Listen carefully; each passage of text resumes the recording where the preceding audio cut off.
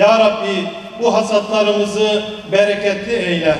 Bizlere gökten rahmetini, yerden bereketini esirgeme ya Rabbi. Ya Rabbi tarlalarımızdan yapacak olduğumuz hasatlarımızı bereketli eyle.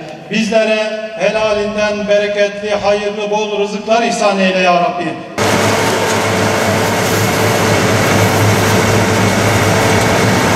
Çok şükür ki Cizre Barajımız en kısa sürede başlıyor. Yaklaşık 77.000 hektarlık alanda sulama olacak. Ve bugün taşlarla kaplı olan Cizre ve İdil Ovamız inşallah tarım ürünlerini yetiştiren tarlalarla kaplı olacak. Çok şükür ki Silopi'miz bugün çalışkan çiftçisiyle birlikte bundan 17 yıl önce başlayan serüvenle birlikte bugün Türkiye'nin 3. fıstık üretim üssü haline geldi.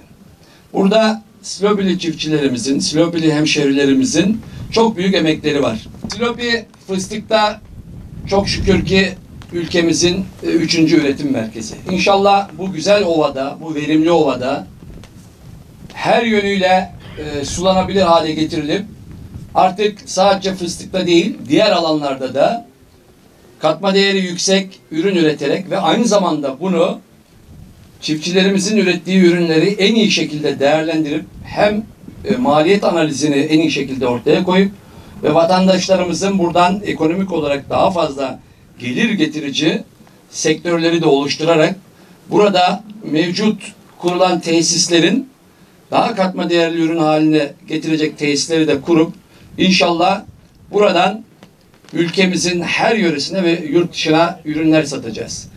Ben burada özellikle başta Şırnaklı iş adamları, yani dışarıda olan Mersin'de, Antep'te, Diyarbakır'da, İstanbul ve Ankara'daki bütün iş adamlarımıza seslenmek istiyorum.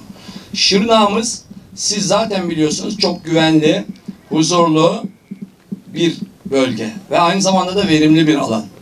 Buraya özellikle sizler yatırım yapacaksınız ki diğer insanların da buraya yatırım yapmalarını teşvik edelim. Buranın özellikle artık güvenlikle ilgili hiçbir sorunu olmadığını, halkımızın huzur içerisinde yaşadığını ve en önemli bundan sonraki sürecin artık üreterek halkımızın istihdam alanındaki sorunları çözmek olduğunu hep birlikte ülkemizin diğer yörelerine yapacağımız örnek tesislerle göstermeliyiz.